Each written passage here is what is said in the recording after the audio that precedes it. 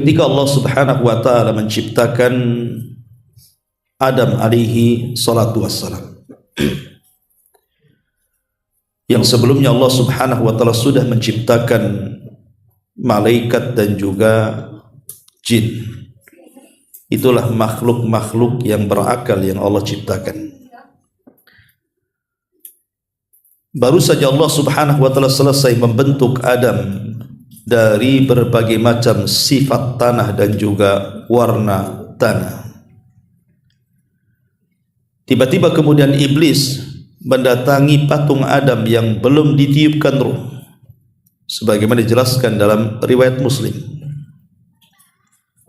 Jadi iblis kemudian memutar-mutar di badan Adam itu, terkadang masuk dari lubang hidung, keluar dari lubang telinga, dan begitu seterusnya. Kemudian dia mengatakan, saya tahu bahwa makhluk ini sangat lemah. Fa innahu ajwaf, katanya, karena dia makhluk yang berongga, artinya berhajat kepada makan dan minum. Dari sini kemudian Allah Subhanahu wa taala mengumpulkan seluruh makhluk yang ada di langit dari kalangan para malaikat, termasuk iblis di situ, agar mereka sujud kepada Adam. Tentu sujud di sini bukan sujud ibadah, karena tidak boleh sujud ibadah kecuali diberikan kepada Allah. Lalu perintah sujud Allah kepada para malaikat apa? Ada yang mengatakan ini sujud ta'zim, hanya sekedar penghormatan saja. Ada yang mengatakan sujud di sini artinya sujud menjadikan Adam itu kiblat bagi mereka. Seperti kita ini sujud menuju Ka'bah, artinya Ka'bah itu kiblat bagi kita. Ada juga yang mengatakan bahwa sujudnya malaikat bukan kepada jasadnya Adam, tetapi kepada ruh yang dimasukkan ke dalam Adam. Karena Allah Subhanahu wa taala mengatakan, fa idza sawaituhu wa nafakhtu fihi min ruhi faqa'u lahu sajidin. Apabila aku sempurnakan Adam ini, semata-mata ruhku masukkan ke dalam jasadnya, maka sujudlah kalian. Dari ayat ini dipahami bahwa para malaikat itu bukan sujud kepada jasadnya Adam, tapi kepada ruhnya. Dan ini menunjukkan bahwa ruh lebih mulia dibandingkan jasad. Tetapi kemudian apa yang terjadi? Semua para malaikat sujud, karena mereka makhluk yang tidak pernah bermaksiat. Wa yaf'aluna ma yu'marun, kecuali iblis. Iblis enggan sujud. Ketika iblis enggan sujud, itulah Allah Subhanahu wa taala firmankan, aba wastakbara wa kana minal kafirin. Dia enggan karena kesombongannya dan dia makhluk yang kafir. Tentu ada alasan kenapa iblis tak mau sujud. Iblis beralasan, ana khairum minhu khalaqtani min nar wa khalaqtahu min tin. Karena aku lebih baik daripada Adam.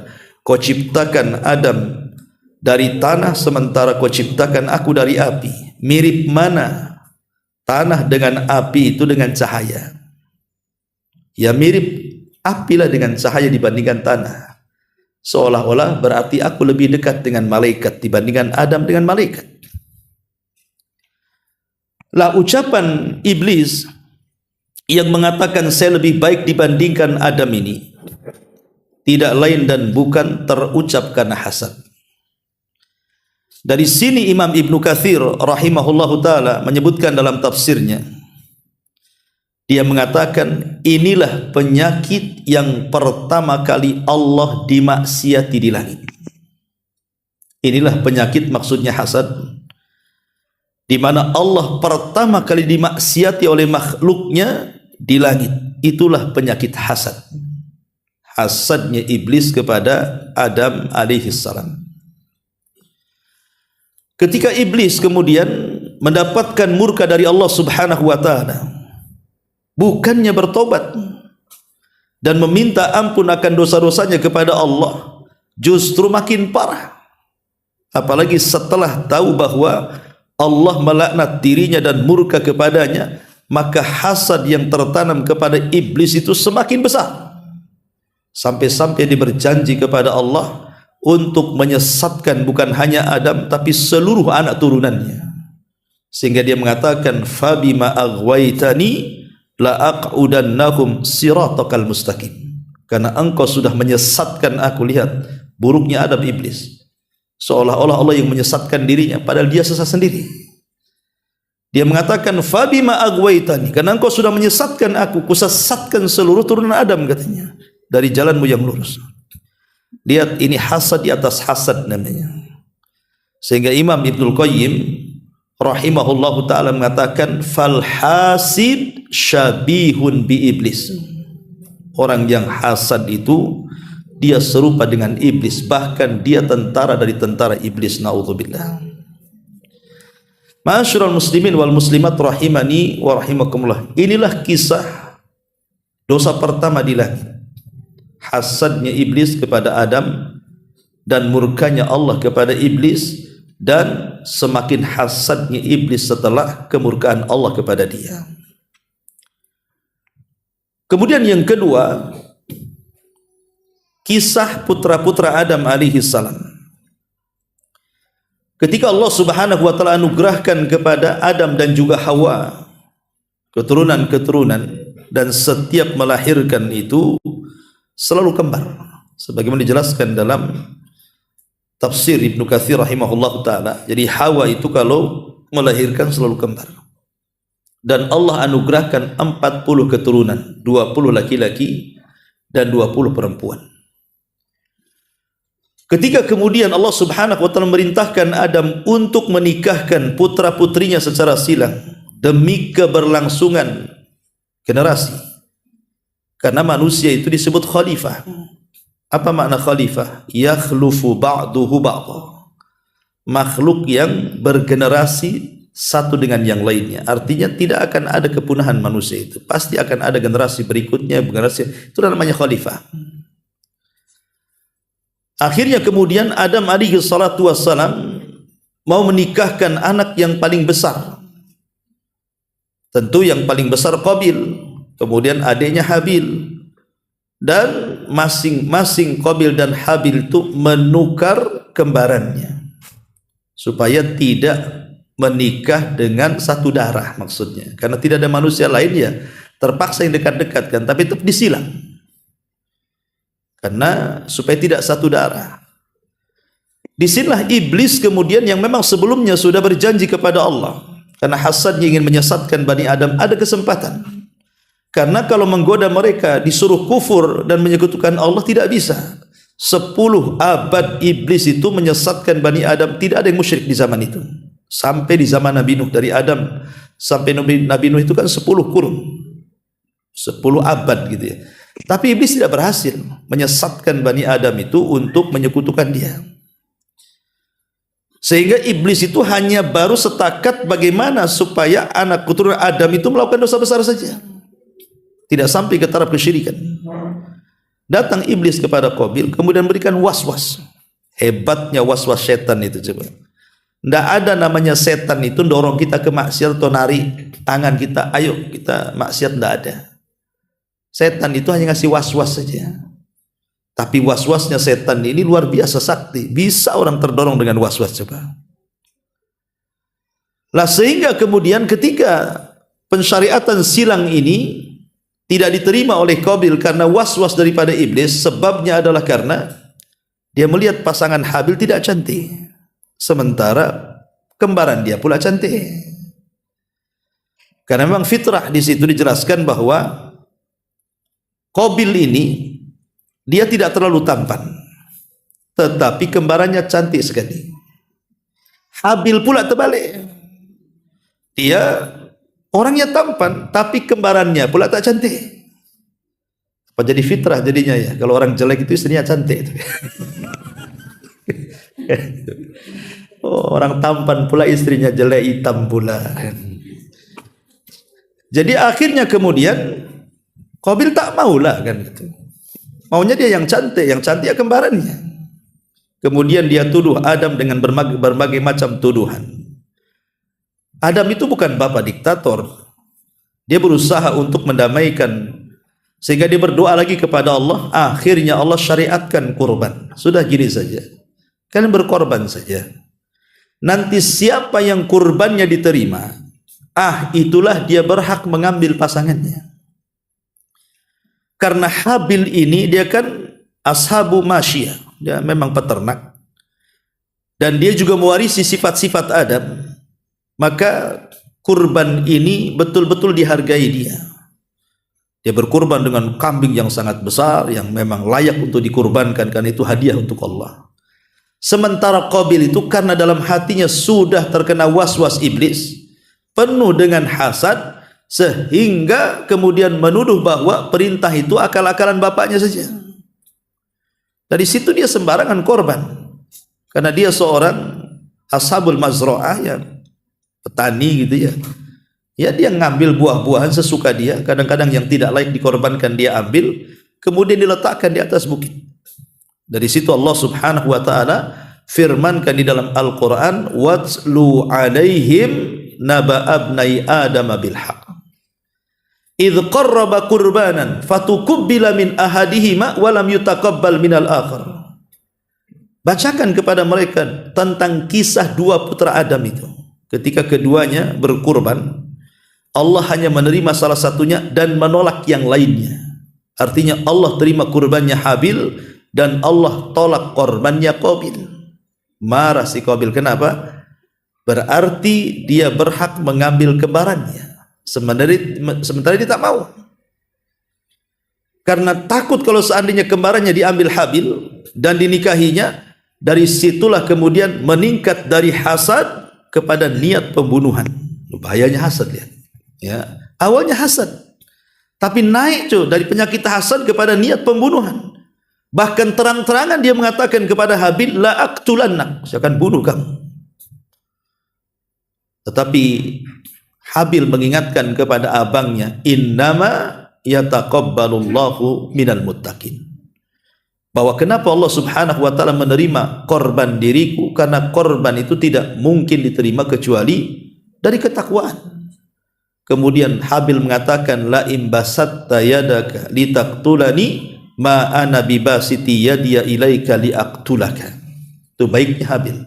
Walaupun kau mengancam aku untuk membunuhku, silahkan saja, tapi aku tidak mungkin membunuh, karena aku ingin kumpulkan dosaku dan dosamu supaya kamu masuk jahanam, katanya. Artinya dari sini lihat bahwa rupanya hasad itu bukan dosa pertama saja di langit, tetapi juga dosa pertama di bumi. Hasad itu dia dosa pertama di langit, dosa pertama pula di bumi, bahkan dengan berakhir dengan pembunuhan. Qabil membunuh Habil. Ma'asyiral muslimin wal muslimat rahimani wa rahimakumullah.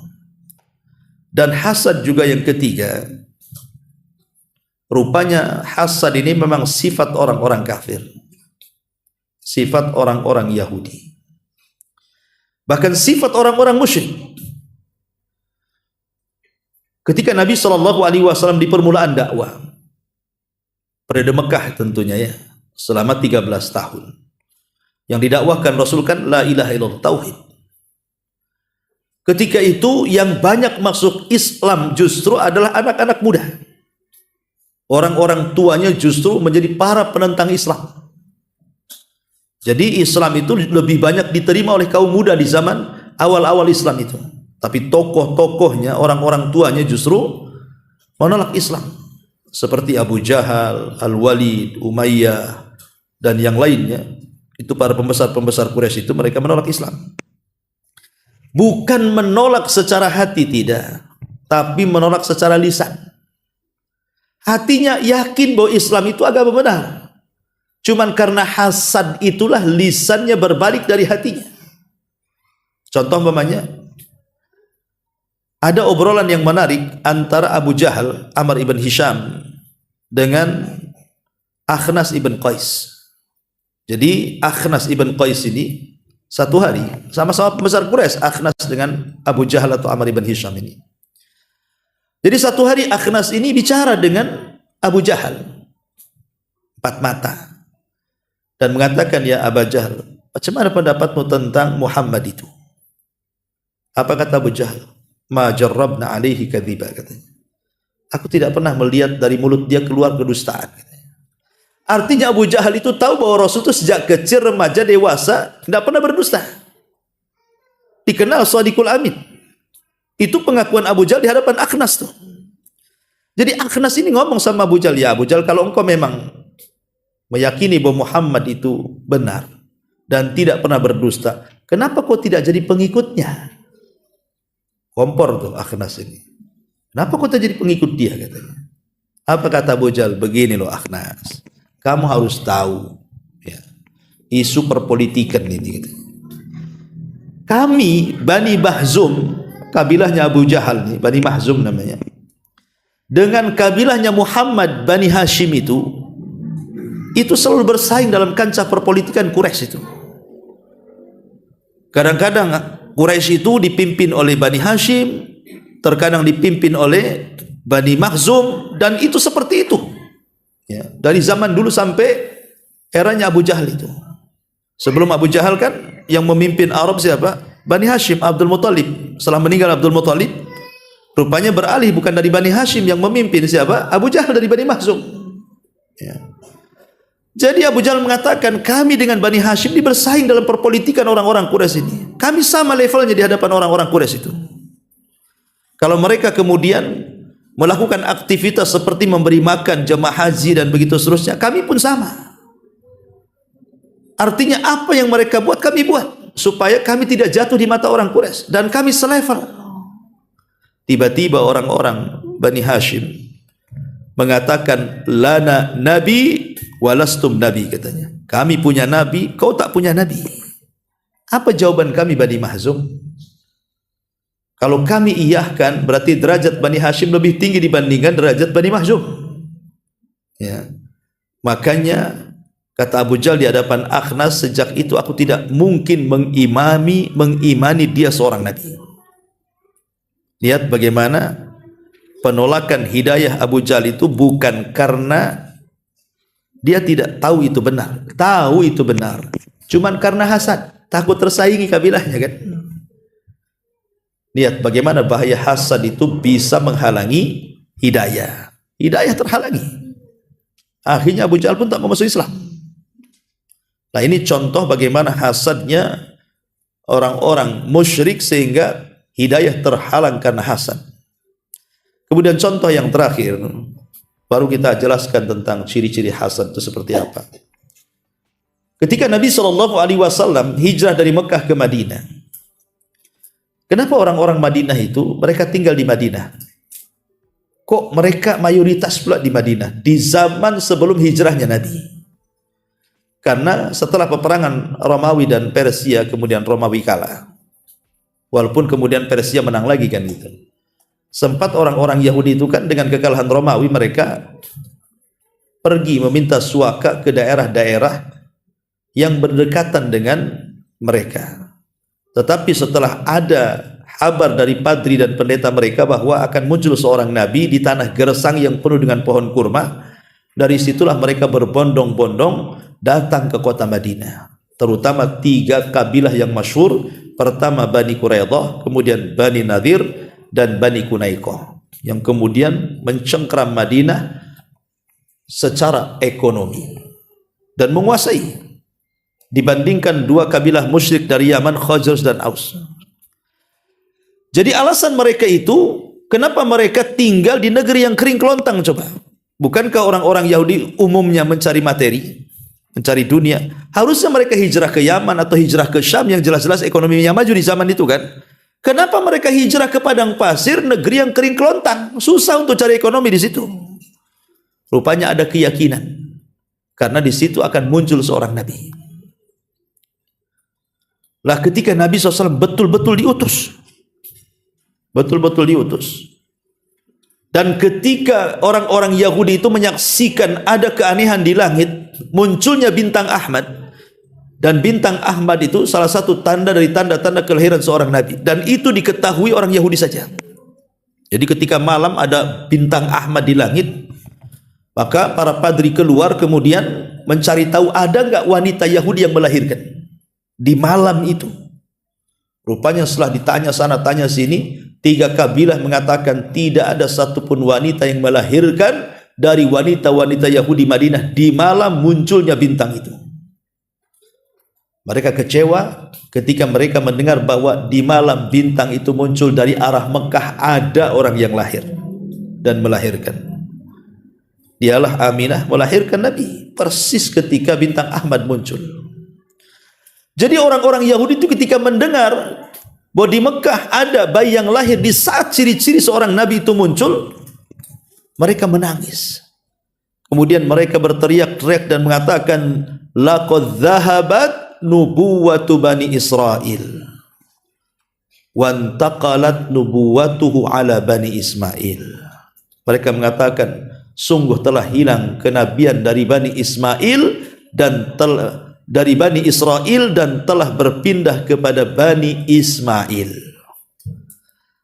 Jadi kenabian Bani Israel stop sampai di sini. Yang terakhir berarti Isa bin Maryam. Tidak ada lagi nabi-nabi Bani Israel setelah Isa bin Maryam. Karena sudah berpindah kenabian dari Bani Israel kepada orang-orang Arab atau dikenal dengan Bani Ismail, turunannya Ismail alaihi salatu wassalam. Lahirlah Nabi kita. Lah sejak itulah mereka hasad. Kenapa tidak dari kami saja bangsa Bani Israel? Kenapa pula Bani Ismail? Padahal mereka adalah musuh kami kan itu. Kok terlahir dari musuhnya pula yang hari-hari perang? Makanya dari situlah timbul hasadnya orang Yahudi dan tidak mau mengimani Rasul sampai ketika betul-betul Rasul hijrah ke Madinah, tidak ada orang Yahudi yang beriman kecuali kurang dari 10 orang sampai wafatnya Nabi. Beda dengan orang Nasrani, ribuan orang masuk Islam. Tapi orang Yahudi itu bisa dihitung dengan jari. Tokohnya pun yang masuk Islam cuma satu, Abdullah ibn Salam saja. Ya, lebihnya anggota-anggotanya tak banyak. Ya. Nah, ini diantara sejarah tentang adanya hasadnya. Kita masuk ya karena juga waktu. Kita masuk kepada ciri-cirinya. Ingat di sini ada ciri-ciri yang dikatakan para ulama kalau ada pada diri kita berarti kita ada hasad di dalamnya. Apa itu? Yang pertama, alamat annakal hasid. Alamat bahwa engkau ini sedang hasad. Dan perlu diketahui ya, sebelum saya sebutkan alamat ini. Setiap manusia, saya, antum, ibu-ibu atau siapapun, di dalam hati kita ini punya hasad. Tidak ada manusia yang tidak punya hasad. Semua manusia punya hasad. Tidak orang awam, tidak ada orang alim. Tidak ahli maksiat, tidak ahli ibadah. Semua terkena hasad. Dalam tubuh setiap manusia itu ada hasad. Tetapi orang baik, dia akan menyembunyikan hasadnya. Tapi orang jahat, dia akan menampakkannya. Itulah yang kita disuruh berlindung kepada hasad seperti kita berlindung kepada syaitan ketika hasad itu ditampakkan. Qul a'udzu birabbil falaq min syarri ma khalaq wa min syarri ghasiqin idza waqab wa min syarri naffatsati fil 'uqad wa min syarri hasidin idza hasad. Dan kita berlindung dari keburukan orang hasad ketika dia menampakkan hasadnya. Artinya hasad itu tidak akan memadaratkan kalau kita sembunyikan. Karena Al-Karim yukhfi, orang yang baik pasti akan menyembunyikan. Tetapi wasayyi yubdi, orang yang buruk pasti akan menampakkan hasad itu. Di antara alamat hasad itu yang pertama, al-haznu bi farakhil akhar. Al-haznu bi farakhil ukhra. Jadi orang yang hazan itu artinya sedih. Karena bi farakhil akharin, karena senangnya orang lain. Jadi kalau orang lain itu diberikan nikmat oleh Allah, mungkin dia bisa beli rumah, mungkin dia bisa beli kendaraan, mungkin dia bisa menyelesaikan sekolahnya, mungkin dia bisa beli kebun, beli perhiasan, beli tas, beli pakaian, macam-macam lah dari kehidupan dunia ini. Tiba-tiba kita pula yang sedih. Kenapalah tetangga itu bisa bangun rumah katanya. Emang urusan rumah tetangga dengan kita apa kan? Apa dia pinjam uang kita tak bayar? Kan enggak juga. Ya. Ada orang-orang yang sedih, kenapa dia bisa aku tidak? Kenapa dia bisa beli mobil, aku tidak? Sedih. Nah, ini kalau ada perasaan sedih melihat kesenangan orang, hati-hati itu. Itu ada hasad yang sedang ditampakkan. Ya, jangan sedih kalau ada kawannya kemudian mendapatkan dunia. Justru harusnya kita mendoakan berkah. Allahumma barik lahu fi rizkihi. Ya Allah, berkahi dia dengan rizkinya, tapi berikan juga rizki kepadaku ya Allah jauh lebih baik daripada rizki dia. Harusnya begitu. Ya. Jadi ini yang pertama ya, singkat-singkat saja. Yang kedua, al-ghiratu wa intiqamu 'alal akharin. Cemburu berat. Kemudian ada keinginan untuk balas dendam. Ya, awas saja. Dia bangun rumah itu dari mana dia dapat duit itu? Nanti saya cari-cari informasi katanya. Jangan-jangan ada tuyul di rumahnya tuh, umpamanya. Nah, dia mulai ngorek-ngorek tuh. Tanya tetangganya, si Anu bisa beli mobil, emang duit dari mana ya dia? Nah, mulai dia, ya, nyari-nyari itu. Nah ini kalau sudah seperti ini, itu berarti kita ini orang hasad. Nggak ada urusan. Rizki yang Allah rizkikan kepada dia, itu berbeda dengan rizki yang Allah rizkikan kepada kita. Kalau ada orang di atas kesenangan, tidak akan pengaruh dengan rizki kita kok. Ya, kemudian yang ketiga, at-tafkir as-su' lil akharin. Berpikir buruk kepada orang lain. Ya tadi suudzon akhirnya.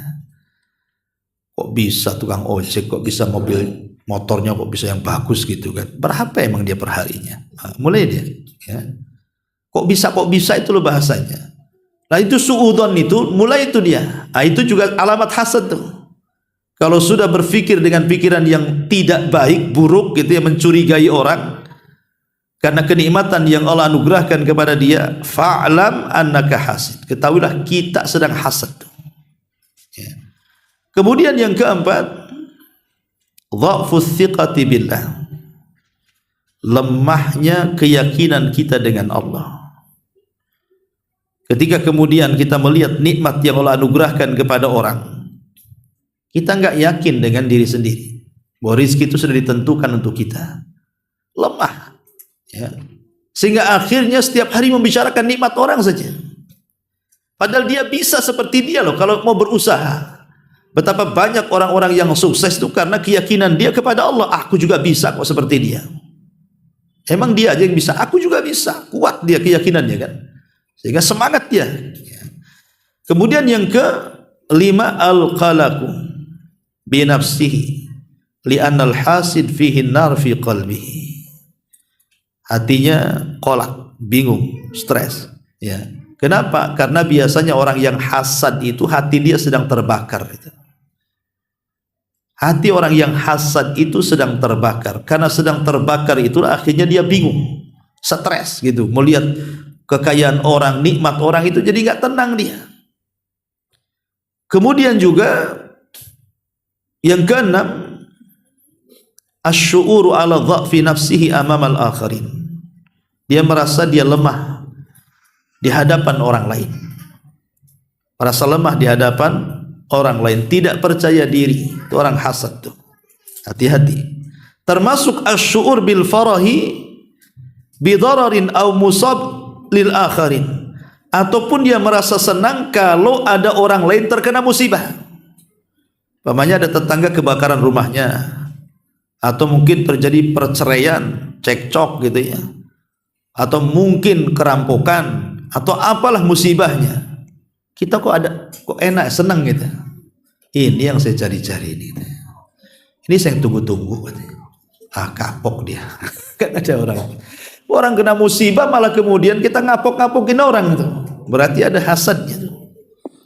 Ada hasadnya. Maka jangan sampai kemudian kita merasa senang karena madarat yang menimpa orang lain. Kemudian yang nomor 8, khubthun nafsi minal bukhli was. Biasanya buruk jiwanya, lahirlah sifat-sifat bakhil dan kikir. Orang hasad itu identik dengan bakhil, identik dengan kikir. Tidak bisa dipisahkan antara hasad dengan bakhil ini. Ya, maka biasanya kalau kita sudah mulai bakhil, kikir karena ingin menyaingi orang lain, Maka ini bagian daripada hasad. Kemudian yang kesembilan, tunshirul fitana bainal akharin. Orang yang hasad itu nih suka menyebar-nyebarkan fitnah atau mencari-cari aurat saudaranya. Dia akan menyebar fitnah dia. Pahamnya ketika ada saudara kita mendapatkan nikmat itu, kita sebar fitnah. Itu wajar, itu kaya, itu korupsi itu katanya. Mulai dia ya nyebar-nyebar fitnah. Sebenarnya kan gak ada urusan. Seandainya pun dia korupsi, seandainya pun dia maling, dia nyolong, itu urusan dia kan. Gak ada urusan. Pertanggungjawaban dia dengan Allah. Gak ada urusan dengan kita, karena kita kan tidak dirugikan dengan dia. Kecuali kalau uang kita yang dicuri dia lah, atau kekayaan kita diambil dia, lain ceritanya. Dan kadang-kadang kita gak ada hubungan dengan orang itu.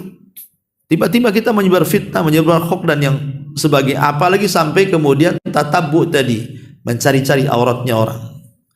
Kemudian juga yang nomor 10, la yu'minu bil qadari wa qada'i. Biasanya orang hasad itu karena tidak yakin dengan takdir dan putusan Allah. Kenapa si anu ini kok kaya, kenapa saya miskin? Kenapa si anu sehat, kenapa saya sakit-sakit terus? Kenapa si anu sukses, kenapa saya kok tak sukses?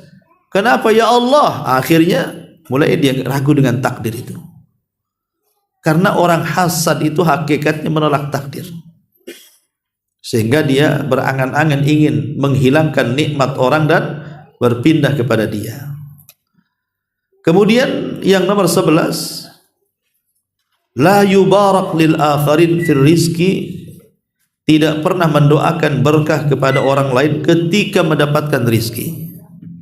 Makanya harusnya kita katakan kalau ada saudara kita mendapatkan rizki, kita katakan ya Allah berkahi rizki dia dan berikanlah rizki kepadaku yang jauh lebih baik daripada yang engkau rizkikan kepada dia. Harusnya begitu doanya. Jadi kalau seandainya ada saudara kita beli kendaraan, mobil atau buat rumah, maka kita katakan ya Allah semoga mobil dia diberkahi. Tetapi ya Allah berikan jugalah mobil kepadaku yang lebih baik dibandingkan mobil dia.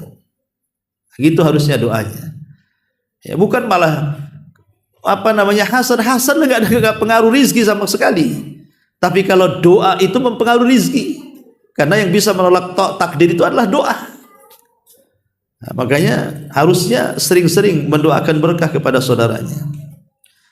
Kemudian juga yang nomor 12, asyakwatu wala yashkur ala nikmatillah. Banyak mengeluh dan tidak pernah bersyukur akan nikmat Allah. Ini ciri-ciri orang hasad. Banyak kali keluhannya. Dan itu banyak orang suka ngeluh tuh kan. Kemudian juga tidak bersyukur dengan nikmat yang ada. Akhirnya kurang qanaah. Tidak menerima pemberian Allah subhanahu wa ta'ala. Kemudian yang nomor 13, yamdahu nafsah ala nikmatillah. Dia lebih memuji nikmat Allah yang diberikan kepadanya dan mencela nikmat Allah yang diberikan kepada orang. Itu orang hasad tuh. Aku ini lebih baik daripada dia. Lihat rumahku lebih bagus kok.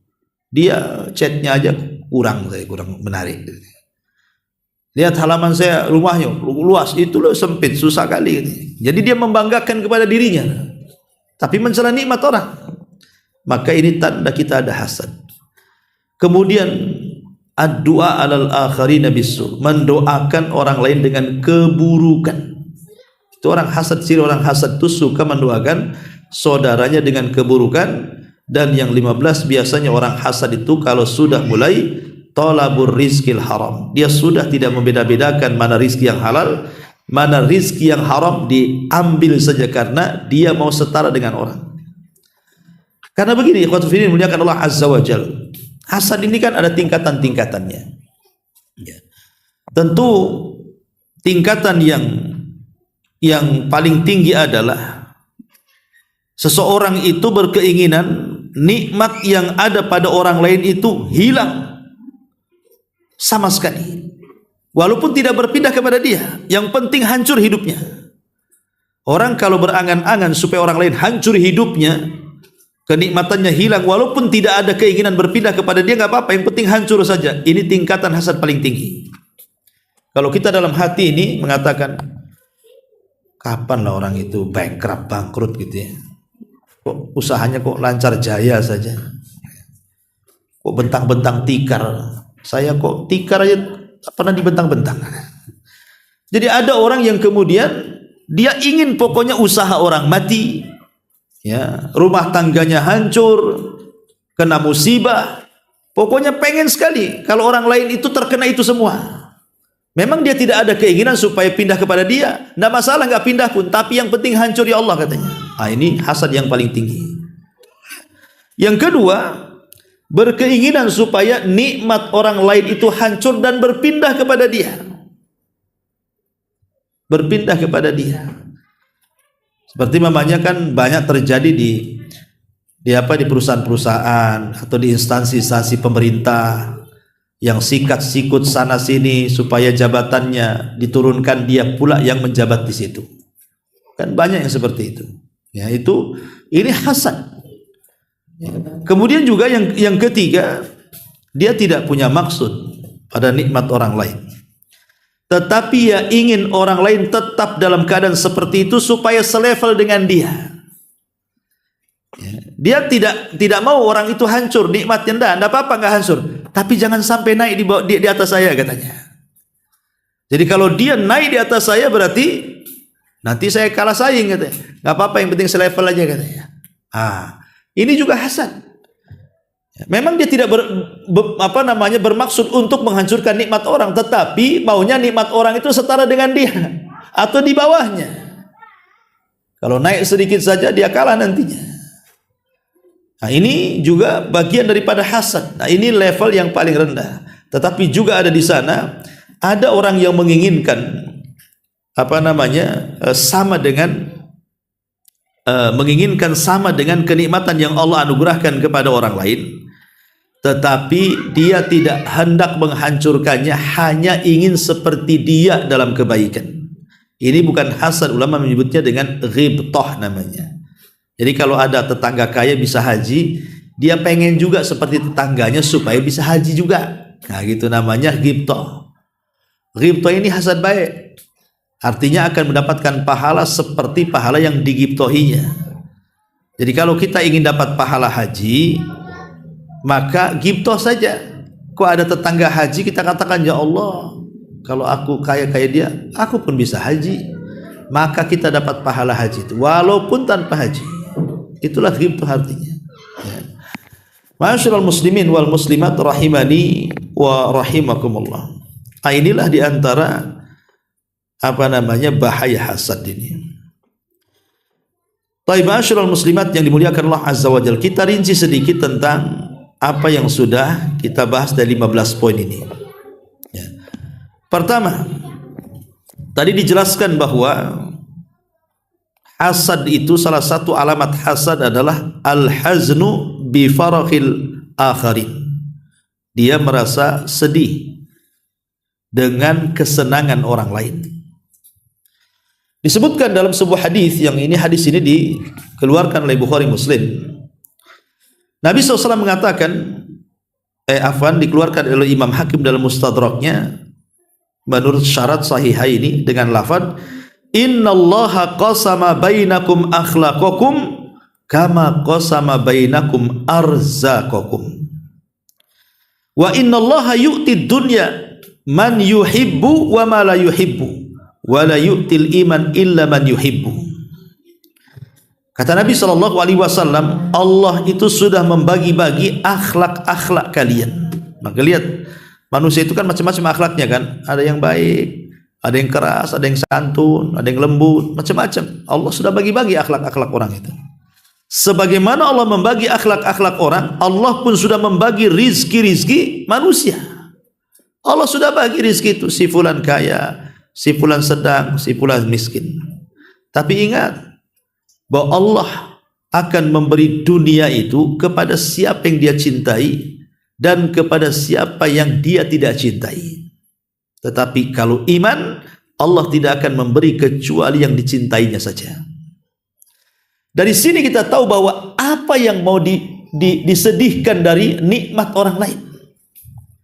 Apa yang kita sedihkan dari kekayaan yang Allah Subhanahu wa taala anugerahkan kepada orang, sementara kekayaan itu Allah berikan kepada yang dicintainya dan yang tidak dicintainya. Artinya tidak ada harganya. Ya, kita sedih dengan sesuatu yang tidak ada harganya.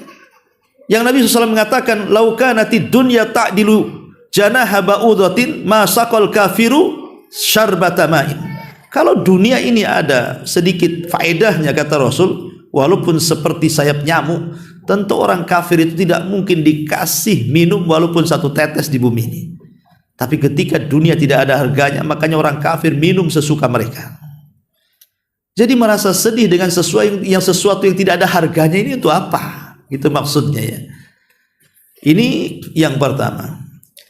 Kemudian yang kedua, di sini al-ghiratu wa intiqamu 'alal akharin. Cemburu dan berusaha untuk balas dendam kepada orang lain. Allah mengatakan dalam surah Thaha 131, "Wala tamudanna aynaika ila ma matta'na bihi azwajam minhum zahratal hayatid dunya linaftinahum fihi wa rizqu rabbika khairun wa abqa." Dan janganlah kamu tunjukkan kedua matamu kepada apa yang telah kami berikan kepada golongan-golongan dari mereka sebagai bunga kehidupan dunia untuk kami coba mereka dengannya, dan karunia Allah itu jauh lebih baik dan lebih kekal. Ya. Kenapa orang itu kemudian ingin membalas, ingin menghancurkan bisnis orang, ingin menghancurkan usaha orang, ingin menghancurkan karir orang gitu kan? Karena hasadnya kan begitu. Itu karena kita terlampau cinta dengan dunia. Cinta dunia itu akhirnya apa? Timbul hasad di sini. Makanya dia berusaha untuk menghancurkan saingannya. Maka Allah katakan, "Wala tamudanna aynaika ila ma matta'na bihi azwajan minhunna zuhratal hayatid dunya." Dan janganlah kamu tunjukkan kedua matamu kepada apa yang telah kami berikan kenikmatan kepada golongan-golongan itu. Dari sini Rasul membuat satu kaidah supaya kita tidak hasad dan selalu bersyukur dengan nikmat. Jangan pernah melihat ke atas, lihat ke bawah. Kata Rasul kan begitu. Ungduru ila man huwa asfala minkum wa la tanduru ila man huwa fawqakum fa huwa ajdar alla tajra nikmatallahi alaikum. Lihat ke bawah, jangan lihat ke atas. Kata Syekh Abdurrahman As-Sa'di di dalam kitabnya Bahjatul Abrar, Bahjah Al-Qulubil Abrar, dia mengatakan maksudnya kaidah ini berlaku pada urusan dunia, bukan pada urusan akhirat. Jadi kaidah sabda Rasul lihat ke bawah jangan lihat ke atas itu maksudnya dalam urusan dunia, bukan dalam urusan akhirat.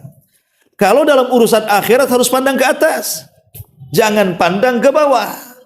Contoh pamannya, ibu sholat sehari satu kali saja, sholat duhur. Kemudian tetangga sama sekali tak sholat. Ibu katakan, yang masih mending aku sholatlah walaupun duhur aja katanya. Tetangga tak sholat katanya. Kalau itu jadi kaedahnya selamanya akan sholat duhur aja, asal nggak akan sholat ya, karena masih memandang tetangganya tidak sholat. Nanti kalau tetangganya mulai sholat maghrib, baru dia tingkatkan sholat isya. Masih mending aku 2 kali sholat, si anu 1 katanya. Jadi kapan meningkatnya? Harusnya kepada urusan agama itu melihat ke atas. Si anu sholat 5 waktu, aku cuma 1 waktu. Macam mana aku? Kok cuma 1 waktu? Aku pun bisa lah seperti dia. Itu harusnya melihat ke atas. Kalau urusan akhirat ya. Atau contoh lain pamannya, kita sedekah, pamannya sedekah 100.000, si anu sedekah 10.000. Masih mending aku lah 100 katanya, si anu 10 katanya. Nanti kalau seandainya si anu mulai ditingkatkan ke 100, baru dia naikkan tuh 110.000. Masih mending lah 110.000, si anu 100 saja katanya. Lah ini nggak bisa seperti itu urusan akhirat, karena tidak akan meningkat. Jadi kaidah hadis ini berlaku dalam urusan dunia. Dalam urusan dunia jangan pernah melihat ke atas, tapi lihat ke bawah supaya lebih bersyukur gitu maksudnya. Jadi kalau ada orang punya rumah, kemudian masih bisa tidur di situ walaupun buruk-buruk rumahnya, masih mengucapkan alhamdulillah si anu itu masih ngontrak. Yang ngontrak alhamdulillah si anu di kolong jembatan. Dan begitu seterusnya. Kalau kita sehat, alhamdulillah kita sehat. Si anu sakit. Kata orang sakit, alhamdulillah sakit saya itu masih pilek-pilek aja. Si anu setruk. Kata orang setruk, alhamdulillah masih setruk. Si anu mati kemarin. Ya kan? Makin bersyukur tuh kalau lihat ke bawah tuh. Lah inilah kemudian yang bisa meredam hasad yang kedua, supaya kita tidak balas dendam dengan orang. Apa hubungan kita balas dendam coba? Emang kita disakiti? Diambil hartanya? Kan tidak. Jadi ini harus dipahami. Kemudian yang ketiga, memikirkan buruk terhadap orang lain. Kita tahu pemikiran buruk itu tidak lain berasal dari setan. Kan itu waswas kan? Orang kalau sudah pikiran buruk berarti ada setan di kepalanya. Atau diwaswasi setan di kepalanya. Maka kalau sudah terpikir seperti ini, kita harus cepat-cepat ta'awudz, berlindung kepada Allah dari keburukan setan. Makanya Allah mengatakan, Qul a'udzu birabbil falaq min syarri ma khalaq wa min syarri ghasikin idza waqab wa min syarri an-naffatsati fil 'uqad wa min syarri hasidin idza hasad. Segera kita berlindung kepada Allah dengan membaca suratul falaq. Ini kalau kita sudah mulai di kepala kita ini memikirkan keburukan kepada orang lain, segera baca surah Al-Falaq ini. Kemudian yang nomor 4 tadi, dha'fu thiqatin billah. Dia lemah kepercayaan dia kepada Allah Subhanahu wa taala. Maka cara menghilangkannya jangan bersuudzon, tapi tanamkan husnudzon kepada orang. Oh dia kaya, wajarlah, mungkin dia punya usaha yang kita tidak tahu. Atau mungkin ada orang kaya kasihan dengan dia ngasih uang. Atau mungkin dia baru kejatuhan durian kepalanya. Ya, macam-macam kan. Kita harusnya kan mendahulukan husnudzon ya, sebelum kita suudzon. Karena seorang muslim itu harus banyak memberikan uzur kepada saudaranya. Memberikan uzur supaya tenang hidupnya. Kemudian juga al-qalaq bi nafsihi li anna al-hasid fihi an-nar fi qalbihi. Orang yang hasad ini dia ya tadi kadang-kadang panas hatinya, terbakar hatinya. Kenapa si anu bisa? Kenapa kok si anu punya? Kenapa si anu sukses? Kenapa si anu? Panas hatinya tuh. Maka supaya tidak panas, maka orang yang seperti ini harus banyak-banyak zikir. Karena Allah mengatakan ala bi dzikrillahi tatmainnul qulub. Banyak zikir supaya tenang hatinya, jernih hatinya, dingin hatinya ya. Kemudian juga yang ke-6, merasa lemah di hadapan orang. Ya, itu juga tanda hasad juga. Merasa lemah di hadapan orang itu. Enggak boleh kita merasa lemah di hadapan orang. Karena bagaimanapun di mata Allah manusia itu sama saja. Kita ini manusia dan turunan Adam. Selama kita turunan Adam, maka Allah mengatakan walaqad karramna bani Adam wa hamalnahum fil barri wal bahri wa razaqnahum minat thayyibati wa faddalnahum ala katsirin mimman khalaqna tafdila. Kami telah memuliakan anak cucu Adam. Kami angkut mereka di daratan dan di lautan, dan kami berikan rizki dari yang baik-baik, dan kami lebihkan mereka di atas kebanyakan makhluk yang kau ciptakan dengan kelebihan yang sempurna. Jadi tidak perlu kemudian kita merasa rendah di hadapan orang. Ya kadang-kadang kita ini mudah kemudian tanazul, menghinakan di depan orang. Karena dia orang kaya, dia pejabat, kayaknya kita ini tunduk-tunduk, runduk-runduk, ruku-ruku. Tidak perlu, dia manusia, kita juga manusia. Itu ciri orang hasad justru. Ya. Ini yang selanjutnya. Kemudian syu'ur bil farahi bidararin akharin. Dia merasa senang ketika ada musibah yang menimpa orang lain. Musibah yang menimpa orang lain. Disebutkan dalam sebuah hadis, anna rajulan jaa ila Nabi sallallahu alaihi wasallam, ada seorang laki-laki datang kepada Rasul. Kemudian dia mengatakan, ya Rasulullah, ayyun nasi ahabbu ilallah. Rasul, manusia yang paling dicintai Allah itu siapa? Wa ayyul a'mali ahabbu ilallah. Amalan yang paling dicintai Allah itu amalan apa?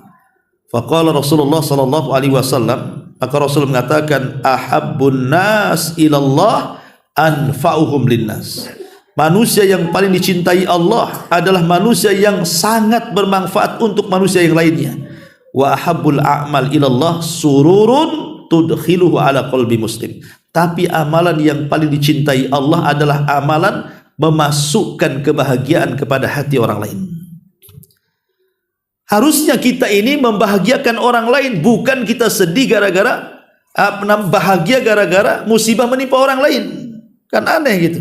Perintah agama kita ngasih kelapangan kepada hati, suruh bertakziah pula itu syariatnya, menyabarkan orang yang kena musibah. Ini enggak, malah senang dalam hatinya. Anda ini bukan seorang muslim kalau gitu. Kenapa? Karena keimanan diuji oleh Allah ketika dia tidak mencintai saudaranya sebagaimana dia mencintai dirinya sendiri. La yu'minu ahadukum, kata Rasul, hatta yuhibba li akhihi ma yuhibbu li nafsihi.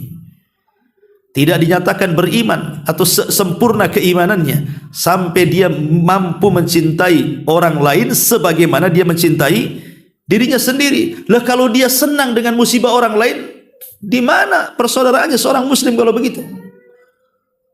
Harusnya kita ini jabrul qulub, menembel kesedihan-kesedihan orang, dan itu ibadah yang sangat agung, jabrul qulub itu.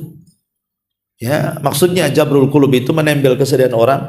Jadi kalau ada orang lagi stres, kita datangi, kita hibur, ya. Itu amalan yang paling dicintai Allah tuh. Umpamanya ada orang kemalangan, kita datang, kemudian kita nasihati, akhirnya dia tenang. Itu amalan yang paling dicintai Allah, sururun tudkhiluhu ala qalbi muslim. Tapi terkadang kita ini tidak. Ada orang itu, umpamanya saya ini sudah capek dengan kehidupan saya sendiri. Saya harus bermasalah dengan istri, dengan anak, dengan pekerjaan. Artinya pribadi-pribadi kita kan sudah lelah sebenarnya menghadapi kehidupan dengan keluarga saja. Capek bekerja, tiba-tiba antum datang memfitnah saya. Kan itu namanya tidak punya perasaan. Harusnya kalau kita berpikir, gak usahlah, dia aja sudah sibuk, dia sudah stres dengan keluarganya, jangan kita buat sakit lagi dia. Ketika dia stres dengan keluarganya, kita pula datang menyakiti dia. Aduh, ini memang bukan seorang muslim itu. Ya, jadi justru yang ada seorang muslim itu jabrul qulub harusnya. Kasihan dia banyak masalah itu. Ayo kita bantu. Mungkin dia perlu apa, kita bantu. Harusnya begitu ya. Maka jangan sampai kita senang di atas musibah orang lain. Ya. Termasuk juga, adapun yang ke berapa tadi? Yang ke 8 ya. Khubsun nafsi minal bukhli wasyuhi. Di antara ciri-ciri hasad adalah karena jeleknya jiwa. Tentu karena hasad melahirkan kebakhilan. Hasad itu melahirkan kebakhilan. Dari sini kita harus banyak-banyak berdoa. Doa yang diajarkan Nabi SAW dari Anas bin Malik radhiyallahu an, Allahumma inni a'udzubika minal hammi wal hazan wal ajzi wal kasal wal bukhli wal jubn wa dila'id daini wa ghalabatir rijal. Ya Allah, aku berlindung kepadamu dari ham, kebingungan, wal hazan, dan kesedihan. Apa bedanya bingung dengan sedih? Kalau bingung itu menghadapi perkara yang akan datang, kalau sedih itu memikirkan perkara yang sudah berlalu. Bingung macam mana nasib anaknya, itu namanya bingung. Bingung macam mana nasib pekerjaannya, itu namanya bingung. Bingung macam mana masa depannya. Bingung itu memikirkan sesuatu yang belum terjadi, itu disebut bingung namanya. Tapi kalau sedih, itu memikirkan peristiwa yang sudah berlalu. Sedih, suaminya mati, kepikir, tengok fotonya nangis.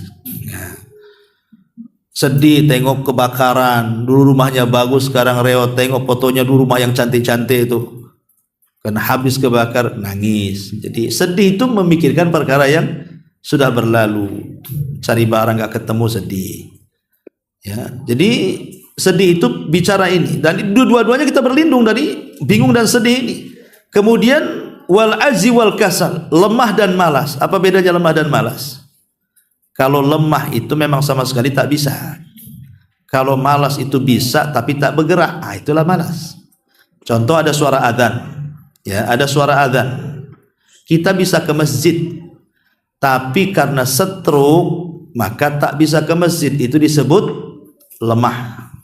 Bisa dia ke masjid, tapi karena terhalang sakitnya jadi tak bisa, itu lemah namanya. Tapi kalau seandainya dia bisa melangkahkan ke masjid, tapi malas, tak mau bergerak, sakit pun tidak, tapi tak mau ke masjid, itu namanya malas. Nah, jadi dua-duanya kita berlindung tuh. Kemudian juga kata Nabi SAW, wal bukhli wal jubni, bakhil dan takut. Ya. Orang bakhil dan penakut. Ini kalau bakhil jelas kikir gitu ya. Kalau penakut ya penakut, ma'ruf. Kemudian wadila idaini wa ghalabatir rijal, ataupun kita berlindung dari terlilit hutang atau terlilit dari kebaikan jasa orang. Saking baiknya dia sama kita, ketika kita disuruh nasihati tak berani. Gak enak saya datang sama dia, dia terlalu baik sama saya. Akhirnya kan terkalahkan dengan kebaikan tuh. Harusnya kita datang dan menasihati, tak jadi menasihati karena sudah banyak dia jasanya sama kita. Jangan sampai kita seperti itu. Ataupun terlilit hutang. Nah, kita dua-duanya pun berlindung, baik hutang jasa atau hutang uang, dua-duanya kita berlindung kepada Allah Azza wa Jalla. Tapi jangan berlindung saja, tetap bayar hutangnya. Ya. Si baca doa ini tadi bayar-bayar hutangnya, cuma tak mau lunas kan itu. Ini yang ke 8. Yang ke 9, ya di sini orang tanda hasad itu suka membuat-buat berita hoax supaya hancur saudaranya kan. Terutama di musim-musim kampanye nih. Hati-hati tuh tim sukses itu. Itu orang hasad itu, buang-buang fitnah supaya dia tak jadi, biar calon saya jadi kan. Padahal setelah calonnya jadi, dia pun yang tim sukses ini gak dapat apa-apa juga dia. Apa dia dapat? Jatah dari mana dia dapat coba? Kadang-kadang kita ini orang bawahan aneh, kita bela-bela. Tapi setelah mereka jadi, dilirik pun tidak kita. Nah, tapi kita sudah terbawa hasad orang itu, menyebarkan hoax kemana-mana kan, menjatuhkan lawannya supaya dia naik. Nah, Allah Subhanahu wa taala berfirman dalam surah Nur ayat 19 itu, innal ladzina yuhibbuna an tashi'al fahisha fil ladzina amanu lahum adzabun alim. Sesungguhnya orang-orang yang ingin agar perbuatan yang sangat keji atau berita bohong itu tersiar dari kalangan orang-orang yang beriman, maka lahum adzabun alim fid dunya wal akhirah. Bagi mereka azab yang pedih di dunia dan di akhirat. Ya, dan sangat dilarang dalam Islam itu tatabbu auratal muslim, mencari-cari aurat atau tajassus aurat muslim itu tidak boleh. Ini yang dalil yang ke-9. Yang ke-10, orang yang hasad itu tidak yakin dengan takdir. Ya. Dari sini orang yang hasad itu perlu qanaah. Cobalah dia qanaah, redha dengan pemberian. Kalau orang redha dengan pemberian Allah itu pasti tenang hidupnya, ikhwan.